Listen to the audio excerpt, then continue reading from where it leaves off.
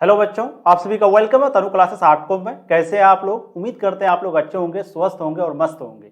आज की इस वीडियो में हम लोग पढ़ने वाले हैं 12th क्लास हिस्ट्री का जो आपका फर्स्ट चैप्टर है, जिसका नाम है ईटीएम मनके तथा अस्थियां, जिसको हम लोग हड़प्पा सभ्यता के नाम से भी जानते हैं, जहां पर हम लोग हड़प्पा सभ्यता के बारे में पढ़ते हैं। उसी चैप्टर का आज की इस वीडियो में हम लोग बहुत ही महत्वपूर्ण प्रश्नों को लेके आए हैं। इससे पहले हम लोग इस चैप्टर का पूरा थ्योरी को यानी कि पूरे एक्सप्लेनेशन को, एक चैप्टर को अच्छे से तोड़ तोड़ करके जो है आपको समझाए हैं। तो प्लीज जो भी एक्सप्लेनेशन नहीं देखे हैं आप लोग जाइएगा, एक ही वीडियो में आपको पूरा एक्सप्लेनेशन मिल जाएगा। उसका लिंक आपको इसी वीडियो के नीचे डिस्क्रिप्शन पे या फिर चैनल का प्लेलिस्ट पे मिल जाएगा। इस वीडियो में हम लोग जितने भी आपके इंपॉर्टेंट क्वेश्चन बनते हैं इस चैप्टर से, उन सारे प्रश्नों को हम लोग एक वीडियो में देखने वाले हैं। और ध्यान रखिएगा, यहां से जितने भी क्वेश्चन आपको करवाएंगे इस चैप्टर से इतना ही क्वेश्चन पूछेगा, इससे बाहर जो है एक भी क्वेश्चन नहीं पूछने वाला। तो मैं आप लोगों से रिक्वेस्ट करूंगा, वीडियो को लास्ट तक देखने के साथ साथ प्लीज आप लोग एक्सप्लेनेशन को भी देखिएगा। फिर इसके बाद इसका ऑब्जेक्टिव क्वेश्चन वाला वीडियो आएगा, उसको भी देख लीजिएगा। इनके बाद ये चैप्टर जो है आपका कंप्लीट हो जाएगा। ठीक है, तो फटाफट आप लोग जो भी कॉपी कलम नहीं बनाए हैं, यानी कि अलग अलग सब्जेक्ट का अलग अलग आपको कॉपी बनाना है, तो प्लीज अलग अलग कॉपी बनाइए और जो जो आपको बोलते हैं उसको नोट करिए। नोट करेंगे तभी आपको अच्छे से याद होगा। अगर नोट नहीं कर पाते हैं तो आप कोर्स में जरूर ज्वाइन हो जाइए, वहां पर भी आपको बहुत अच्छे तरीके से पढ़ाया जाता है, या फिर पीडीएफ आप जरूर ले लीजिए। ठीक है, शुरू करते हैं। पहला प्रश्न है आपके समक्ष, आपके स्क्रीन पर, सिंधु सभ्यता की खोज पर संक्षिप्त टिप्पणी लिखे। अच्छा, संक्षिप्त टिप्पणी का मतलब होता है शॉर्ट नोट्स, यानी कि कहने का मतलब है कि सिंधु सभ्यता का जो खोज हुआ है उसके बारे में आपको संक्षिप्त में बताना है। ये आपको जो है लघु उत्तरीय प्रश्न में पूछा जाएगा, यानी कि शॉर्ट क्वेश्चन में। तो आपको संक्षिप्त में बताना है सिंधु सभ्यता की खोज के बारे में। अब आप सबको पता है कि सिंधु सभ्यता का खोज जो है सबसे पहले दयाराम साहनी ने किया था। कब किया था? 1921 में किया था। कहां से सबसे पहले पता चला था? तो हड़प्पा सभ्यता, हड़प्पा नामक जगह से पता चला था। तो इसी पॉइंट को हम लोग को मिला मिला करके लिख करके आंसर को लिख देना है। ठीक है, देखिए, राय बहादुर दयाराम साहनी ने 1921 में हड़प्पा में उत्खनन कार्य कराया, जो 1925 तक चलता रहा। इसके बाद 1926 से 1933 तक मधु स्वरूप वत्स के निर्देशन में उत्खनन कार्य हुआ। मोहनजोदड़ो में 1922 से लेकर के 23 में रखलदास बनर्जी के निर्देशन में उत्खनन कार्य शुरू हुआ। इसके बाद सर जॉन मार्शल मैके एवं व्हीलर के निर्देशन में उत्खनन कराया। सिंधु घाटी सभ्यता का नाम हड़प्पा सभ्यता हड़प्पा नामक शहर के कारण पड़ा।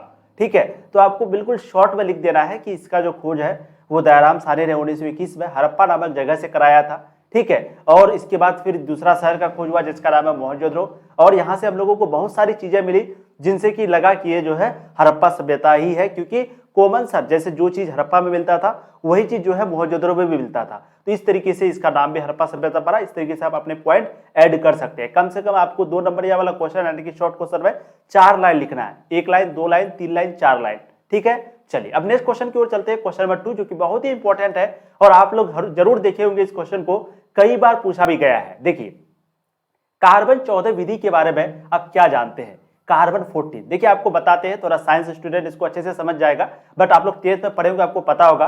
कार्बन का टोटल 3 अपर रूप होता है। एक होता है कार्बन 12, एक होता है कार्बन 13, ठीक है, एक होता है कार्बन 14। ठीक है ना, कार्बन 12, कार्बन 13, कार्बन 14, कार्बन का टोटल 3 अपर रूप होता है।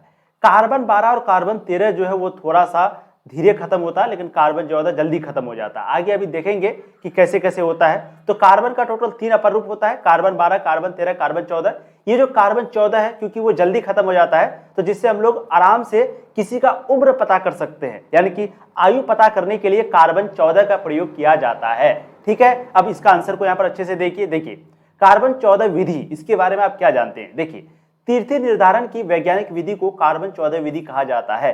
कहने का मतलब है कि तिथि यानी कि डेट, यानी कि दिनांक, यानी कि जो दिन में उनका हुआ था, जन्म वगैरह हुआ था, वो चीज पता करने के लिए, यानी कि दिनांक पता करने के लिए जो हम लोग वैज्ञानिक तरीका अपनाते हैं, वैज्ञानिक विधि को अपनाते हैं, उसी को कहते हैं कार्बन 14 विधि। इस विधि की खोज सबसे पहले अमेरिका के प्रख्यात रसायन शास्त्री जिसका नाम था एफ लिम्बी, इसी के द्वारा 1946 में की गई थी। यानी कि जो कार्बन 14 विधि का जो प्रयोग है या फिर इसका जो खोज है, इसका जो आविष्कार है, वो सबसे पहले किसने किया था? तो अमेरिका का एक प्रख्यात रसायन शास्त्री था जिसका नाम था एफ लिम्बी। क्या नाम था? एफ लिम्बी। इसी के द्वारा 1946 में किया गया था इसका खोज।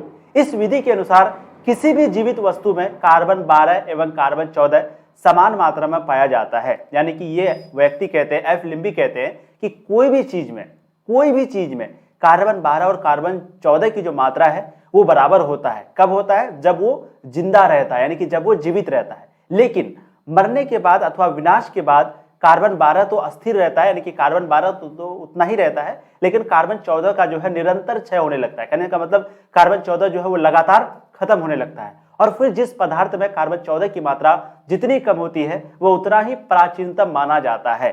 कहने का मतलब आप समझ गए कि तिथि निर्धारण की जो वैज्ञानिक विधि है उसी को हम लोग कार्बन 14 विधि कहते हैं। ठीक है, और ये किसके द्वारा खोजा गया था? अमेरिका का एक वैज्ञानिक जिसका नाम एफ लिबी था। इसके अनुसार क्या कहना है कि कार्बन और 12 कार्बन 14 की जो मात्रा है किसी भी शरीर में बराबर होता है कब? जिंदा जब रहता है, लेकिन जब मर जाता है, जब उनकी मृत्यु हो जाती है तो कार्बन 12 जो है वो तो वही सेम रहता है, लेकिन कार्बन 14 जो है वो खत्म होने लगता है। तो जितनी ज्यादा मात्रा में कार्बन 14 की मात्रा खत्म होती है यानी कि कम होती है उतना उसको पुराना माना जाता है। ठीक है, ये है आपका कार्बन 14 विधि, भूलना नहीं है। तो पहला क्वेश्चन सिंधु सभ्यता की खोज पर आपको लिख देना, जितना भी पॉइंट आपको आता है कार्बन 14 विधि के बारे में आपको बता दिए। अब नेक्स्ट क्वेश्चन की ओर चलते हैं, पुरातत्व, जो कि बहुत इंपॉर्टेंट है। पुरातत्व से आप क्या समझते हैं? देखिए, खनन के द्वारा पृथ्वी के गर्भ से निकले हुए पदार्थ को पुरातत्व कहते हैं। पुरातत्व संस्कृत भाषा का शब्द है जिसका अर्थ होता है खोदना।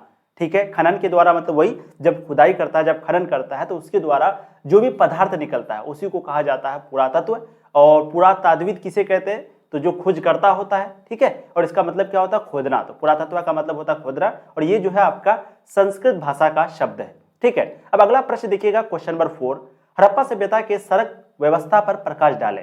यानी कि आप सबको पता होगा हड़प्पा सभ्यता को हम लोग विकसित सभ्यता कहते हैं, यानी कि शहरी सभ्यता कहते हैं। इसके पीछे कई कारण है, जैसे कि वहाँ का सड़क जो है वो पक्की ईंटों से बना हुआ था, वहाँ का सड़क के दोनों ओर नाला बना हुआ था और नाला भी जो है वो प्लास्टर किया हुआ था। वहाँ पर जो है प्रत्येक शहर में क्या होता था? स्नानगृह होता था, यानी कि जो नहाने वाला रूम है, बाथरूम होता था। ठीक है, और उसका जो पाइप है वो बिल्कुल नाला से कनेक्टेड होता था। तो इन सारी चीजों को देख करके हम लोग कहते हैं कि हड़प्पा सभ्यता जो है वो एक नगरीय सभ्यता थी। ठीक है, अब यहाँ पर पूछा गया सड़क व्यवस्था के बारे में, तो आप सबको अभी बताए, जैसे हड़प्पा सभ्यता का जो सड़क व्यवस्था है वो बहुत ही उत्तम था, यानी कि बहुत ही अच्छा था।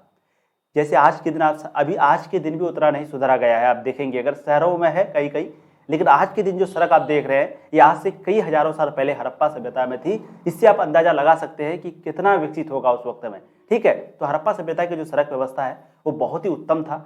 यहाँ की सड़कें जो है वो पक्की ईंटों से बनी हुई थी। मैंने ये भी कहा यहाँ की सड़कें कैसी बनी हुई थी? पक्की ईंटों की। सड़क के दोनों किनारे में नाले बने हुए थे, यानी कि सड़क का जो दोनों किनारा था वहां पर बना हुआ था नाला। ठीक है, जब भी कभी बारिश होती थी तो नाले के द्वारा पानी जो है वो शहर से बाहर निकल जाता था। जैसे सड़क होता है, ठीक है, सड़क ऐसे करके होता है तो इनके दोनों ओर नाला होता था, बारिश होती थी, पानी जो है दोनों नाला में जाके गिरता था, फिर ये नाला के द्वारा किसी नदी में जाके गिर जाता था। ठीक है, तो पानी जो है वो शहर से बाहर निकल जाता था नाले के द्वारा। सड़क के दोनों किनारे पर चबूतरे बने हुए थे।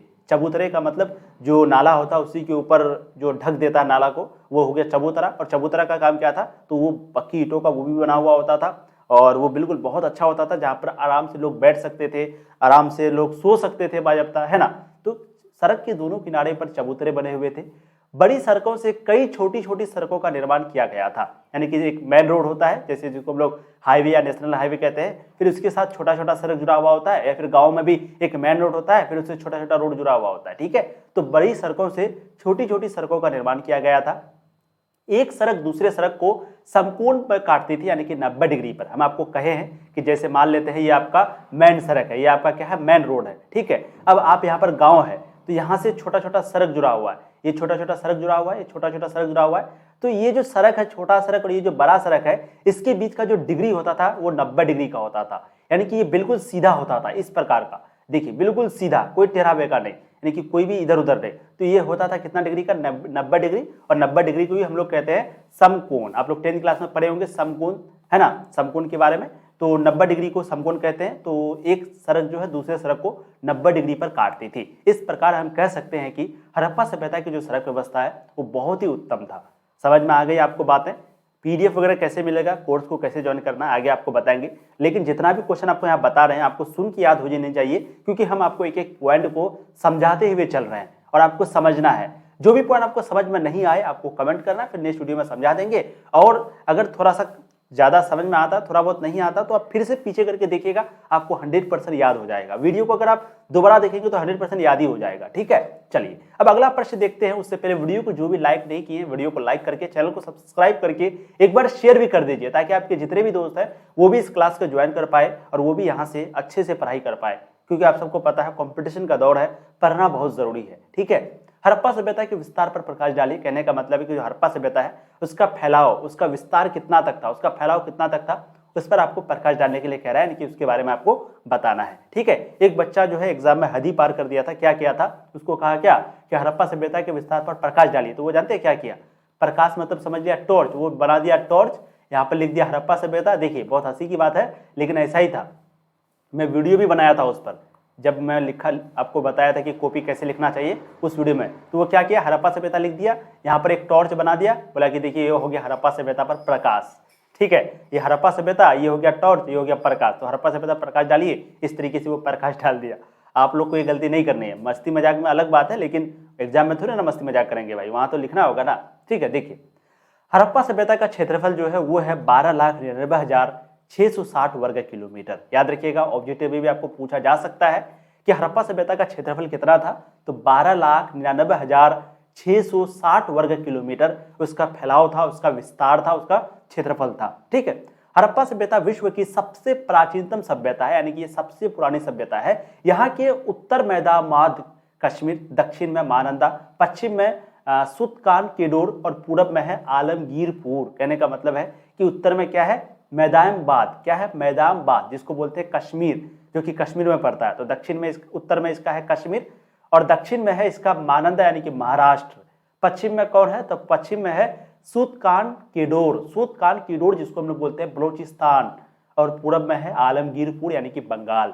तो आप बंगाल भी लिख सकते हैं, कश्मीर भी लिख सकते हैं, लेकिन आपको विस्तार लिखना ही पड़ेगा। जैसे उत्तर में कश्मीर लिख दिए और दक्षिण में महाराष्ट्र कर दिए डायरेक्ट, उसके बाद आप जो है पश्चिम में कर दिए बलूचिस्तान, आसान शब्दों में याद रखने के लिए, लेकिन अगर आप पूरा याद करते हैं तो बहुत अच्छी बात है। ठीक है, अगला पॉइंट है कि यह पूरा जो क्षेत्र है वो त्रिभुजाकार है, यानी कि ये जो क्षेत्र है आपका हड़प्पा सभ्यता वो त्रिभुजाकार है, बिल्कुल त्रिभुज के आकार के जैसा ये दिखता है। ठीक है, हड़प्पा संस्कृति के विस्तार का क्षेत्रफल कितना है, तो 12,99,600 वर्ग किलोमीटर इसका जो है विस्तार था, यानी कि इसका फैलाव था। ठीक है, आगे देखिएगा अगला पॉइंट में आप लोग हड़प्पा सभ्यता के पतन के कारणों को लिखिए। शॉर्ट क्वेश्चन में आपको पूछा जा सकता है, ये क्वेश्चन आपको जो है लॉन्ग क्वेश्चन में भी पूछता है, यानी कि दीर्घ में भी पूछता है और लघु में भी पूछता है। तो दीर्घ में कैसे लिखना है, लघु में कैसे लिखना है, वो आपको बता देते हैं। देखिए हड़प्पा सभ्यता के पतन को कारणों को लिखें। हड़प्पा सभ्यता के पतन के निम्नलिखित कारण है। सबसे पहला है बाढ़, वहां पर बाढ़ आ गया था। अब अगर शॉर्ट क्वेश्चन पूछे तो आपको सिर्फ बाढ़ लिख देना है, विदेशी आक्रमण भी एक कारण है, भूसंकलन भी कारण है, महामारी भी कारण है, भूकंप भी कारण है,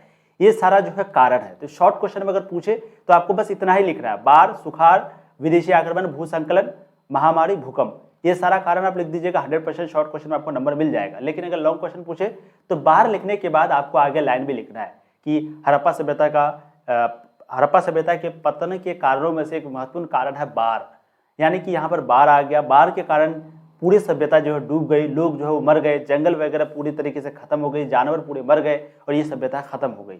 अब आगे है विदेशी आक्रमण। अब विदेशी आक्रमण के बारे में भी लिख देना है। विदेशी आक्रमण हड़प्पा सभ्यता के पतनों के कारणों में से एक बहुत ही महत्वपूर्ण कारण है विदेशी आक्रमण। यहाँ जब ये सभ्यता जब तरक्की कर रही थी, जब तरक्की में थी वह, जब तक ये जो सभ्यता है हड़प्पा सभ्यता, तो उसी वक्त में विदेशों द्वारा रहा नहीं गया और वो आक्रमण कर दिया और ये सभ्यता खत्म हो गई।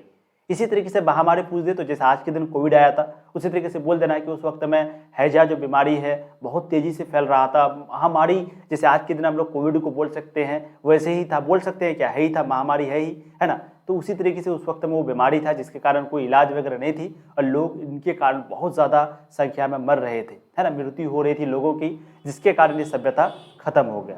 भूकंप के बारे में भी इसी तरीके से आप अपने शब्दों में आंसर दे सकते हैं, बस आपको मेन पॉइंट को याद रखना है। ये जो 5 पॉइंट आपको बताए, बाढ़, विदेशी आक्रमण, भूसंकलन, महामारी, भूकंप। ठीक है, मजा आ रहा आप लोग को। चलिए अगला देखिए, हड़प्पा सभ्यता के सिंचाई व्यवस्था पर प्रकाश डालिए। कहने का मतलब है कि हड़प्पा सभ्यता में सिंचाई कैसे होती थी, है ना, खेती लोग जो करते थे, तो सिंचाई का मतलब होता है जो खेत में जो पानी को पटाया जाता है उसी को सिंचाई बोलते हैं। ठीक है, तो सिंचाई वहां पर कैसे होती थी इसी के बारे में आपको बताना है, यानी कि प्रकाश डालिए का मतलब यही हुआ कि वहां पर सिंचाई कैसे होती थी। देखिए हड़प्पा सभ्यता की जो सिंचाई व्यवस्था है वो बहुत ही उत्तम है। कहने का मतलब है कि वहां पर जो सिंचाई होता था वो बहुत ही अच्छे तरीके से होता था, बहुत ही अच्छे तरीके से। देखिए कैसे, यह सभ्यता सिंधु घाटी नदी के किनारे बसा हुआ था, आप सबको पता है। ये जो सभ्यता है हड़प्पा सभ्यता वो कहाँ पर बसा हुआ था, सिंधु घाटी नदी के किनारे। अगर आपको बोल दिया जाए कि जो ये हड़प्पा शहर है वो कहाँ पर बसा हुआ था, तो ये जो हड़प्पा शहर है वो आपका बसा हुआ था रावी नदी के किनारे। कहां पर? रावी नदी के किनारे। लेकिन अगर बोल दे कि हड़प्पा सभ्यता कहां पर बसा हुआ था, पूरे के बारे में अगर बात करें तो ये जो सभ्यता है वो आपका सिंधु घाटी नदी के किनारे बसा हुआ था। ठीक है, तो हड़प्पा सभ्यता की जो सिंचाई व्यवस्था है वो बहुत ही उत्तम है।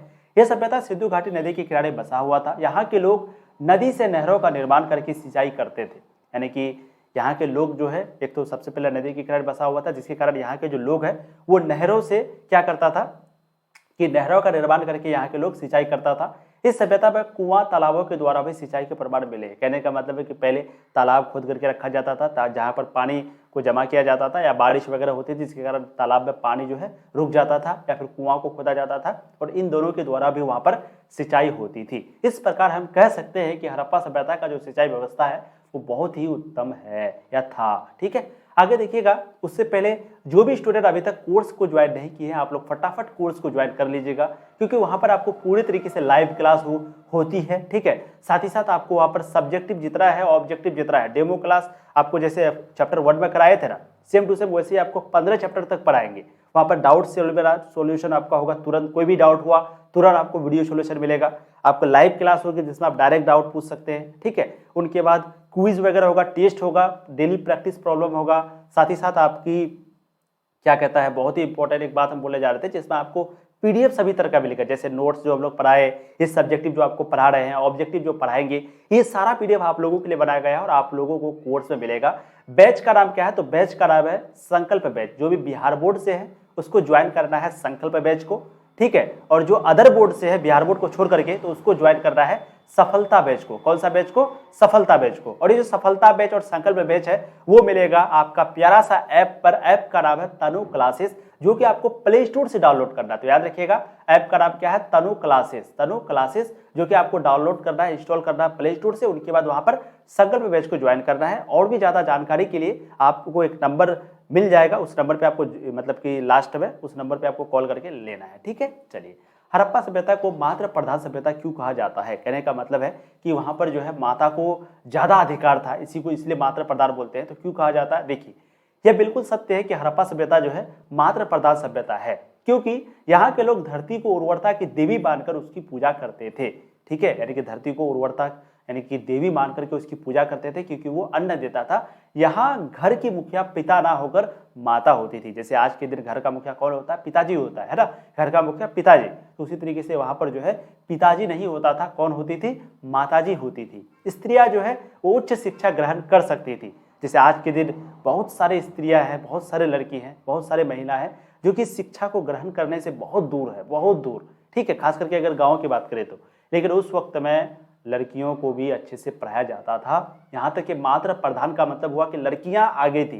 ठीक है, स्त्रियां उच्च शिक्षा ग्रहण कर सकती थी। इस प्रकार हम कह सकते हैं कि हड़प्पा सभ्यता जो है वो मातृ प्रधान सभ्यता था। ठीक है, अगला देखिएगा। हड़प्पा सभ्यता की लिपि पर प्रकाश डालिए। वहाँ की लिपि के बारे में आपको बताना है। देखते हैं, हड़प्पा सभ्यता की लिपि जो है वो बहुत चित्रात्मक लिपि थी। आज तक कोई भी इतिहासकार इस लिपि को नहीं पढ़ पाया। यह लिपि की खास बात यह थी कि पहली लाइन दाएं से बाएं और बाकी लाइन जो है बाएं से दाएं की ओर लिखी जाती थी। कहने का मतलब है कि हड़प्पा सभ्यता की जो लिपि है वो बहुत ही कठिन है, और इतना कठिन है कि आज तक उनको कोई भी इतिहासकार, मतलब बहुत सारा पढ़ पाया है, लेकिन बहुत सारा लिपि अभी भी है जिसको आज तक इतिहासकार नहीं पढ़ पाया है। ठीक है, और इस लिपि का खास बात क्या था? जैसे उर्दू, अरबी, फारसी, ये सारा जो है दाहिना तरफ से लिखा हुआ होता है ना, दाहिना, यानी कि इधर से शुरू करता है यहाँ खत्म। जैसे हम लोग हिंदी कैसे लिखते हैं, बायां तरफ से लिखना शुरू करते हैं, ऐसे करके लिखते जाते हैं। उसी तरीके से इंग्लिश भी ऐसे करके लिखते जाते हैं। लेकिन जो उर्दू है, जो हिंदी, जो उर्दू है, जो फारसी है, जो अरबी है, वो दाहिना से बायां और लिखा जाता है। ठीक है, तो सेम उसी तरीके से वहाँ के लिपि को, यानी कि हड़प्पा सभ्यता के लिपि को भी दाएं से बाईं ओर पहली लाइन को लिखा जाता था। बाकी जितना भी लाइन होता था पहली लाइन को छोड़ करके, ये सभी लाइन को बाएं से दाईं ओर लिखा जाता था। पहला लाइन को दाएं से बाईं ओर, बाकी जितना भी लाइन है उसको बाएं से दाएं ओर। ठीक है, आगे देखिएगा। मोहनजोदड़ो से आप क्या समझते हैं? तो मोहनजोदड़ो का मतलब होता है मृतकों का टीला। इसका खोज किया था रखलदास बनर्जी ने 1922 में। मोहनजोदड़ो सबसे मशहूर शहर था हड़प्पा सभ्यता का। मोहनजोदड़ो से बहुत सारी चीजें मिली है, जैसे कि स्नानघर, जैसे कि बहुत सारा चीज मिला है। आगे अभी देखिए बताते हैं। देखिए, मोहनजोदड़ो का अर्थ होता है मृतकों का टीला। क्या होता है मोहनजोदड़ो का मतलब? मृतकों का टीला।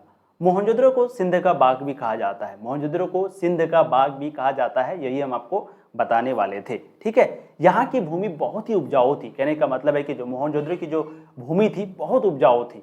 मोहनजोदड़ो को हड़प्पा की जुड़वा राजधानी के नाम से भी पुकारा जाता है। ये तो आप लोग को बताना ही भूल गए कि जो मोहनजोदड़ो और हड़प्पा सभ्यता है, इनको जो है मोहनजोदड़ो और जो हड़प्पा शहर है, इन दोनों को जुड़वा राजधानी भी कहा जाता है। ठीक है, तो यह भूमि बहुत उपजाऊ थी। मोहनजोदड़ो को हड़प्पा की जुड़वा राजधानी के नाम से भी पुकारा जाता है। मोहनजोदड़ो हड़प्पा का सबसे बड़ा नगर था, सबसे मशहूर नगर था। हड़प्पा और मोहनजोदड़ो के बीच की दूरी जो है वो थी 483 किलोमीटर। कितना? हड़प्पा और मोहनजोदड़ो के बीच की जो दूरी है वो थी 483 किलोमीटर। ठीक है, तो ये हो गया। आप मोहनजोदड़ो से क्या समझते हैं? हम लोग यही समझते हैं। आप आगे और भी लिख सकते हैं, बहुत सारी चीज आपको पढ़ाए हैं। ठीक है, आगे देखिएगा, सिंधु सभ्यता को हड़प्पा सभ्यता क्यों कहा जाता है? तो आपको एक सिंपल भाषा में, आसान भाषा में आपको आंसर ये देना है कि हम लोग सिंधु घाटी सभ्यता को हड़प्पा सभ्यता इसीलिए कहते हैं क्योंकि हम लोगों को इस सभ्यता के बारे में जानकारी, यानी कि सिंधु सभ्यता के बारे में जानकारी सबसे पहले हड़प्पा नामक जगह से मिली। और क्योंकि दयाराम साहनी ने सबसे पहले जो खोज है वो हड़प्पा का किया, कहां पर? हड़प्पा नामक जगह से, इसलिए हम लोग इस सभ्यता को हड़प्पा सभ्यता कहते हैं। ठीक है, डेफिनेशन को देखिए। सिंधु घाटी सभ्यता को हड़प्पा सभ्यता इसीलिए कहा जाता है क्योंकि हड़प्पा नामक स्थान पर ही सन 1921 ईस्वी में दयाराम साहनी ने सिंधु घाटी सभ्यता का उत्खनन करवाया था, जो भी हमने आपको बताया। इसीलिए कहा जाता है क्योंकि हड़प्पा नामक स्थान पर से, यानी कि हड़प्पा नामक जगह पर से 1921 ईस्वी में हम लोगों को दयाराम साहनी ने सिंधु घाटी सभ्यता का उत्खनन करवाया था, हम लोगों को बताया था, इसलिए इसका नाम हड़प्पा सभ्यता पड़ा। ठीक है, और आगे देखिए, क्योंकि सबसे पहले हड़प्पा सभ्यता के बारे में जानकारी हम लोगों को हड़प्पा शहर से मिली थी। ठीक है, क्योंकि सबसे पहले जो जानकारी है हम लोगों को कहां से मिली? हड़प्पा शहर से मिली थी।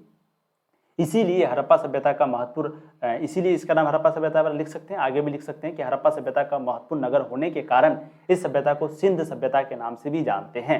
यह सभ्यता सिंधु नदी के किनारे बसा हुआ था, इसलिए इस सभ्यता को हम लोग सिंधु घाटी सभ्यता के नाम से भी जानते हैं। ये क्वेश्चन आपका अलग है, लेकिन पूछा जा सकता है कि हड़प्पा सभ्यता का नाम सिंधु घाटी सभ्यता क्यों है? तो क्योंकि हड़प्पा सभ्यता जो है वो सिंधु घाटी नदी के किनारे बसा हुआ था और ज्यादातर जो व्यापार है वो सिंधु घाटी नदी के द्वारा ही होता था।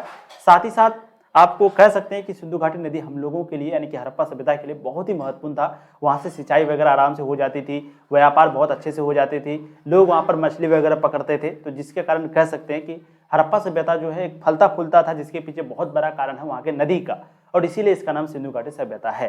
ठीक है, आगे देखिए, अब और में आंसर दे सकते हैं कि सिंधु घाटी सभ्यता की खोज सबसे पहले हड़प्पा नामक स्थान पर हुई थी, इसलिए हड़प्पा संस्कृति या सभ्यता कहते हैं। इसकी खोज दयाराम साहनी ने 1921 में की थी। ठीक है, तो आप इस तरीके से आंसर दे सकते हैं। बस शॉर्ट क्वेश्चन में पूछा जाता है तो 4 लाइन लिखेंगे काफी है। अब ये नहीं कि मैं इतना लिख दिया हूं तो आपको भी इतना लिखना है, बिल्कुल नहीं। आप अपने शब्दों में आंसर देना है। ठीक है, वैसे ये भी आप इसमें भी लिख सकते हैं, कोई दिक्कत नहीं, क्योंकि ये सारा जितना भी है वो आसान शब्दों में आप लोगों के लिए लाया गया है, बहुत ही आसान शब्दों में। ठीक है, आगे देखिए, हड़प्पा संस्कृति में वर्णित विभिन्न जानवरों के नाम बताइए। देखिए, ये चैप्टर से आपको जो है कम से कम 10 नंबर से 15 नंबर तक पूछा जाता है, 10 से 15। ठीक है, 10 नंबर तो कन्फर्म पूछा ही जाता है। तो प्लीज आप लोग ध्यान से मेरी बातों को सुनिएगा। आप लोग इधर उधर का चैटिंग कर रहे हैं, नहीं करना है। प्लीज मेरी बातों को आप लोगों से विनम्र विनती है, ध्यान से सुनिए, हो सके कॉपी कलम में नोट कीजिए, या फिर आप अगर कोर्स में ज्वाइन नहीं हो पाते हैं, यानी कि संकल्प विवेचन में, तो आप पीडीएफ जरूर ले लीजिए, पीडीएफ, सिर्फ पीडीएफ। ठीक है, अगर कोर्स में, यानी कि जहाँ पर पढ़ाई क्विज वगैरह होगी, वो नहीं ज्वाइन कर पाते हैं तो पीडीएफ जरूर ले लीजिए, वो भी आपको ऐप में मिलेगा, जरूर ले लीजिएगा। इनके बाद ये जो पढ़ा देंगे, इनके बाद फिर आपको क्या करना है, तो इनके बाद जो है आपको वहाँ पर मतलब कि इस पीडीएफ को जाकर के देखना है और इसको रिवाइज करना है। ठीक है, ठीक है। तो वीडियो थोड़ा सा लंबी बन रही है, बट आपको ध्यान से मेरी बातों को सुनना है और अच्छे से मतलब कि दिमाग में बैठाना। सिर्फ सुनिए ना, आपको याद हो जाएगा, मैं गारंटी देता हूँ इस बात का। ठीक है, अगला देखिएगा, क्वेश्चन नंबर 12 है आपका, हड़प्पा संस्कृति में वर्णित विभिन्न जानवरों के नाम बताइए। यानी कि वहाँ के जानवरों के बारे में पूछा जा सकता है। और ये वीडियो आपको बार बार बता रहे हैं कि ये वीडियो जितना भी हम आपको क्वेश्चन करवाएंगे, इससे बाहर आपका इस चैप्टर से एक भी क्वेश्चन नहीं पूछने वाला, इस बात की गारंटी है। हम लोगों ने कई डिस्ट्रिक्ट टॉपर और स्टेट टॉपर दिया है, आप जाकर के चैनल पे देख सकते हैं। इस चैनल से पढ़ के कई जिला टॉपर और कई राज्य टॉपर हुआ है। ठीक है, तो आप लोग इतना भरोसा रख सकते हैं, क्योंकि यहाँ पर आपको अच्छे से पढ़ाई होती है। कोर्स में ज़रूर ज्वाइन कीजिएगा, वहाँ से अगर आप पढ़ते हैं तो वहाँ पर आपको सारा मटेरियल दिया जाता है, एक एक चीज़ आपको दिया जाता है। यानी कि वहाँ ज्वाइन करने के बाद आपको बाहर से कुछ भी खरीदना नहीं है, एक क्वेश्चन बैंक या फिर कहें कि एक मॉडल पेपर तक लेने की जरूरत नहीं है मार्केट से। ठीक है, देखिए, हड़प्पा संस्कृति में वर्णित विभिन्न जानवरों के नाम, तो वहाँ पर मवेशी, भेड़, बकरी, भैंस तथा सुअर की हड्डी, इनसे, क्योंकि हड्डी जानवर थोड़ी मिला था, जानवर का हड्डी मिला था, जिससे पता चला कि ये जानवर जो है वहाँ पर होता था। ठीक है, प्राणी वैज्ञानिकों के अनुसार, यानी कि जो जानवरों का खोज करता है उसको प्राणी वैज्ञानिक बोलते हैं, तो इनके अनुसार यहाँ के लोग जो है इस जानवर को पालते थे। ये जो मवेशी होता था, भेड़, बकरी, भैंस, सूअर, ये सभी चीज़ों को जो है वहाँ के लोग पालते थे। जंगली प्रजातियों में कौन कौन था? तो वरा यानी कि जंगली सूअर भी एक होता है, आप लोग जानते होंगे। एक सूअर नॉर्मल होता है, एक जंगली सूअर होता है, ठीक है। तो जंगल में, और हिरन, घड़ियाल की हड्डियाँ, ये सभी है। हिरन भी है, घड़ियाल भी है और जंगली सूअर भी है। तो इन सभी चीज़ों से पता चला है कि वहाँ पर जंगली प्रजातियाँ भी होती थी, साथ ही साथ मछली तथा पक्षियों की भी हड्डियाँ वहाँ पर मिली है। इससे पता चलता है कि वहाँ पर लोग मछली का भी सेवन करते थे, साथ ही साथ पक्षियाँ भी होती थी। इन जानवरों के बारे में आपको बताना है अच्छे से। जो आज के दिन है वही उस वक्त में था, बस इतना याद रखिए, जो आज के दिन है वही उस वक्त में था, ठीक है। आगे देखिएगा, उन 6 स्थलों के नाम बताइए जहाँ हड़प्पा संस्कृति जो है सबसे ज़्यादा तरक्की में था, यानी कि सबसे ज़्यादा उन्नत किया था, तरक्की किया था। वो 6 शहर का नाम बताना है। तो वो 6 शहर का नाम है हड़प्पा, सबसे पहला नाम आपको दे देना है। दूसरा है मोहनजोदड़ो। ये दोनों शहर का तो आपको नाम पता ही है। इसका खोज कब किया था? 1921 में। किसने? दयाराम साहनी ने। इसका खोज कब किया था? 1922 में। किसने किया था? आर.डी. बनर्जी ने, यानी कि रखलदास बनर्जी ने, ठीक है। उसके बाद चनहुद्रो, उसके बाद लोथल, कालीबंगा, कालीबंगा के बारे में भी आपको पता होगा। उनके बाद है आपका बनावली। तो याद रखिएगा ये सारा शहर का नाम, हड़प्पा, मोहनजोदड़ो, चनहुद्रो, लोथल। हड़प्पा, मोहनजोदड़ो, चनहुद्रो, उसके बाद लोथल, कालीबंगा, बनावली। लोथल, कालीबंगा, बनावली, ये जो 6 शहर है वो बहुत विकसित था हड़प्पा सभ्यता में, ठीक है। अगला क्वेश्चन है आपका, क्वेश्चन नंबर 14। आप किन तथ्यों के आधार पर कह सकते हैं कि सिंधुवासी जो है वो सफाई और स्वास्थ्य का विशेष ध्यान रखते थे? कहने का मतलब है कि आप किस आधार पर इस बात को कह सकते हैं कि जो सिंधुवासी है वो सफाई का बहुत ही अच्छे से ध्यान रखते थे? ये आप किस आधार पर कह सकते हैं? तो देखिए, कई आधारों पर कह सकते हैं, कई आधारों पर। सबसे पहले वहाँ की सड़कें, वहाँ की नगर योजना, वहाँ की जो सड़क के दोनों तरफ नाला बनाया जाता था, वहाँ की सड़कें पक्की ईंटों की बनी हुई होती थी, नाले को प्लास्टर किया जाता था। इन सारी चीज़ों की वजह से हम लोग कह सकते हैं कि सिंधु घाटी जो है बहुत ही ज़्यादा साफ सफाई में ध्यान रखता था, ठीक है। ये लॉन्ग क्वेश्चन में भी आपको पूछा जाता है, शॉर्ट क्वेश्चन में भी उसी अनुसार आपको आंसर देना है। शॉर्ट में पूछे तो 2 पॉइंट लिखेंगे, काफ़ी है, ठीक है। देखिए, हड़प्पा सभ्यता के लोग का मकान पक्की था तथा यहाँ की सड़कें और गलियों के किनारे बना हुआ था, ठीक है। यानी कि हड़प्पा सभ्यता का जो लोग है, ये वहाँ लोगों का जो मकान है वो पक्की था, पहला पॉइंट। उसके बाद यहाँ की जो सड़क है, जो सड़क जो है, सड़कों के किनारे जो है वहाँ पर गलियाँ बना, गली के किनारे वहाँ पर जो है लोगों का मकान बना हुआ होता था। कहने का मतलब ये है कि जो वहाँ के घर होते थे वो सड़क और गली के किनारे बसा हुआ था। इसलिए कहा जाता है कि वहाँ पर ऐसा लगता है कि पहले जो है रोड बनता था, उनके बाद बनता था घर, ऐसा कहा जाता है। लेकिन इधर क्या होता है कि पहले घर बन जाता है, फिर उसके बाद रोड का मांग होता है कि रोड अब बनना चाहिए, क्योंकि बहुत सारा घर है, आने जाने के लिए रास्ता नहीं है। लेकिन पहले क्या होता था उस वक्त में, ऐसा कहा जाता है कि पहले शायद सड़क बन जाता था, उनके बाद घर बनता था, ताकि सही से बनाया जा सके, ठीक है। समझिए कितना विकसित था।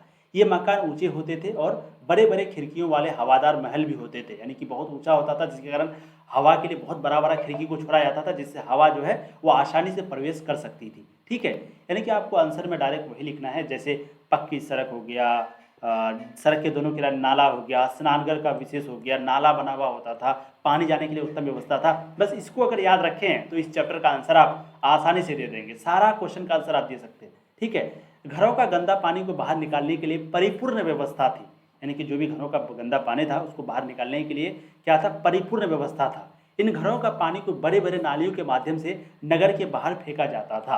अधिकांश मकानों में स्नानघर तथा कुएं आदि पाए गए हैं, यानी कि बहुत सारे घर हैं जहाँ पर स्नानघर भी पाया गया है, साथ ही साथ कुआं भी पाया गया है। इससे पता चलता है कि यहाँ के लोग कितना ज़्यादा मतलब ये थे नहाने के लिए स्नान घर, क्योंकि आज के दिन भी बहुत सारे लोग हैं जो कि खुले में नहाते हैं, समझ सकते हैं आप। कूड़ा करकट को एक जगह जमा करने के लिए जगह जगह टैंक बने हुए थे, और आज के दिन हम लोग कूड़ा करकट को इधर उधर कहीं भी फेंक देते हैं, लेकिन उन लोगों के पास डस्टबिन था, बाजब तक टैंक था बना हुआ, जहाँ पर वो लोग कूड़ा करकट को फेंकता था। इन सारे तथ्यों के आधार पर हम लोग कह सकते हैं कि सिंधुवासी जो है वो साफ सफाई में विशेष ध्यान रखते थे, ठीक है। कुछ बच्चे हैं जो कि मैसेज बहुत ज़्यादा कर रहा है, थोड़ा सा आप लोग परेशान नहीं होइएगा, कोर्स लेने के लिए कर रहा होगा शायद, ठीक है। आगे देखिएगा, अगला प्रश्न आपका, हड़प्पा संस्कृति के बारे में जानकारी हम लोगों को कैसे मिली, यानी कि हड़प्पा सभ्यता के बारे में हम लोगों को कैसे पता चला? देखिए, हड़प्पा संस्कृति की जो जानकारी है उसके अनेक स्रोत हैं, यानी कि हम लोगों को कई तथ्यों के आधार पर हम लोगों को हड़प्पा सभ्यता के बारे में पता चला है। सबसे पहला है, अलग अलग स्थलों की जब खुदाई करने लगा तो उससे हम लोगों को सड़कें, गलियां, भवनें, स्नानघर आदि के द्वारा नगर योजना, वास्तुकला और लोगों के रहन सहन के विषय में जानकारी मिलती है। देखिए हुआ था क्या एक्चुअली कि जब ये सभ्यता खत्म हो गई तो पूरी तरीके से जमीन के अंदर दब गया, ठीक है। उनके बाद फिर लोग जो है धीरे धीरे जनसंख्या बढ़ने लगी, लोग फैलने लगे और लोग एक जगह से दूसरे जगह जगह बढ़ते गए। और जहाँ पर पहले मोहनजोदड़ो था यानी कि जहाँ पर हड़प्पा सभ्यता था जमीन के नीचे और उसको मिट्टी से दबा गया था, उसके ऊपर लोग बसने लगे, ठीक है। फिर लोग क्या क्या घर बनाने के लिए वहाँ पर जमीनों की खुदाई करने लगे और जब जमीनों की खुदाई करने लगे, अच्छा आवाज़ थोड़ा सा कम जा रहा होगा क्योंकि माइक हम खोल दिए हैं, सॉरी फॉर डैट।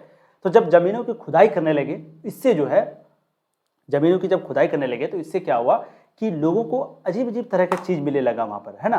कि जब से अब हम लोग क्या होता है घर बनाने के लिए ज़मीन को खोदते हैं ना, नीचे पिलर गाड़ने के लिए या खंबा गाड़ने के लिए, ठीक है।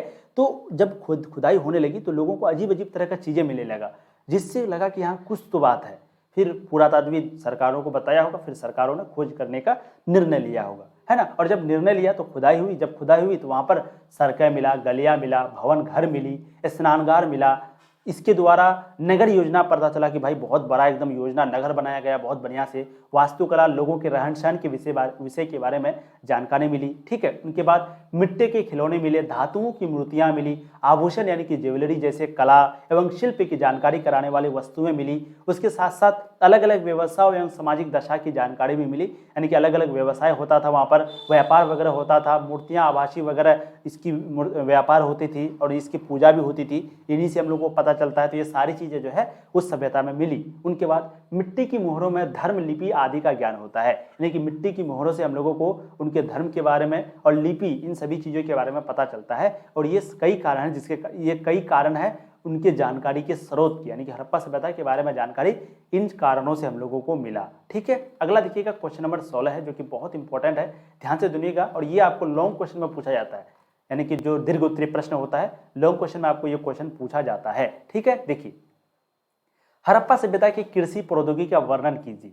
देखिए हड़प्पा सभ्यता की कृषि प्रौद्योगिकी प्राप्त प्रमाणों से ज्ञात होता है कि हड़प्पा सभ्यता के लोगों का मुख्य व्यवसाय कृषि था, क्योंकि यहाँ के कई स्थलों से अनाज के दाने प्राप्त हुए हैं। यानी कि हम लोगों को कई तथ्यों पर पता चलता है कि आप सबको भी पता हो गया होगा अब तक, ठीक है, कि यहाँ का जो लोगों का मुख्य व्यवसाय था वो क्या था, कृषि। और ये कई स्थलों से अनाज जो मिला है इसी के कारण हम लोगों को पता चलता है। दूसरा पॉइंट है आपका, मोहरों पर वृषभ या बैल का अंकन रहना तथा बैलों की कई मृण मूर्तियों का मिलना खेत जोतने और बैलगाड़ी के लिए वृषभ का प्रयोग किए जाने का स्वतः साक्ष्य है। कहने का मतलब है कि मोहरों पर जो है कई प्रकार के बैल के बारे में, बैल का चित्र बनाया गया है, साथ ही साथ कई प्रकार के बैल का हड्डियां मिली है। इनसे हम लोग कह सकते हैं कि इन बैलगाड़ियों, इनको जो है बैलगाड़ी मतलब क्या होता है कि जो बैल होता है उन्हीं के द्वारा किसी गाड़ी को ढोया जाता था, उसको बैलगाड़ी कहते हैं। आज के ज़माने में आपको तो बैलगाड़ी बहुत कम देखने को मिलेगा, लेकिन आप सिंपली कह सकते हैं कि बैल जो होता था, दो बैल दोनों साइड में लगाया जाता था और एक बैलगाड़ी में दो पहिया लगा हुआ होता था, इसको खींचने के लिए इस्तेमाल किया जाता था। जो गाँव में होंगे तो आज के दिन भी आप शायद जानते होंगे, हम लोग तो देखे हैं, आपका पता नहीं है, ठीक है।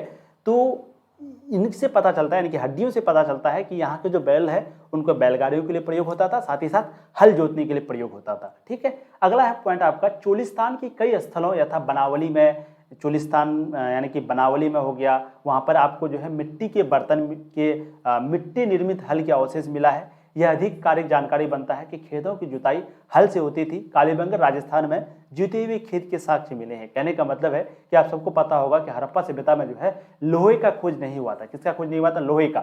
और हल जो बनता है वो लोहे का बनता है, लेकिन उस वक्त में लोहे का खोज नहीं हुआ था, तो मिट्टी से बना हुआ हल होता था उस वक्त में, जिसको जोतने के लिए, खेत को जोतने के लिए उस हल का प्रयोग किया जाता था। अगला पॉइंट है पॉइंट नंबर 4, फसलों की कटाई के लिए लकड़ी के हत्थों में जड़े फंसाए गए पत्थर के फलक, धार या धातु फलक से पता चलता है कि उनके कृषि उपकरणों का ज्ञान था। यानी कि फसल की कटाई के लिए, जैसे हम लोग धान बो दिए, अब धान बोने के बाद, देखिए 1 सेकेंड, जब हम लोग धान बो दिए, थोड़ा सा कॉल वगैरह आ रहा है, ध्यान से आप लोग सुनिएगा, जब हम लोग रोप दिए, उसके बाद जब उसकी कटने की बारी आई, तो कटने के लिए आज के दिन हम लोग जो प्रयोग करते हैं, लोहा का बना हुआ होता है और लकड़ी का डंडी होता है ना। तो पहले भी लकड़ी का डंडी तो होता था, लेकिन वो लोहा, क्योंकि लोहा का तो खोज हुआ नहीं था, तो उस वक्त में पत्थर को बनाया जाता था, उस लोहा के जगह पत्थर का प्रयोग किया जाता था और उस पत्थर से उस फसल को काटा जाता था, ठीक है। अगला पॉइंट है, सिंचाई के लिए नहरों और कुओं का प्रयोग किया जाता था। अफगानिस्तान के शोतुगुई में नहरों के अवशेष मिले हैं, यानी कि सिंचाई के लिए वहां पर नहर और कुआं का प्रयोग किया जाता था, ठीक है। याद रखिएगा, सिंचाई के बारे में अक्सर पूछा जाता है, तो ये आपको क्वेश्चन नंबर 16 था। हड़प्पा सभ्यता की कृषि प्रौद्योगिकी का वर्णन कीजिए। ठीक है, अब देखिए थोड़ा वीडियो काफी लंबी बन रही है, तो हम लोग क्या करते हैं, आज जो है पार्ट 1 रहने देते हैं। ठीक है, पार्ट 2 में जो है हम लोग हड़प्पा लोगों के धार्मिक रीति रिवाजों का वर्णन करें, और पार्ट 2 में ये चैप्टर का जो है ये समाप्त हो जाएगा। यानी कि अभी भी आपका सब्जेक्टिव क्वेश्चन बहुत सारा बचा हुआ है, ऐसा नहीं कि खत्म हो गया। ठीक है, जो भी कोर्स को ज्वाइन नहीं किए प्लीज आप लोग कोर्स को जल्द से जल्द ज्वाइन कर लीजिए। आपका बैच का यानी कि बिहार बोर्ड के लिए जो लॉन्च हुआ है उस बैच का नाम है संकल्प बैच। संकल्प बैच वो मिलेगा आपको तनु क्लासेस ऐप पर।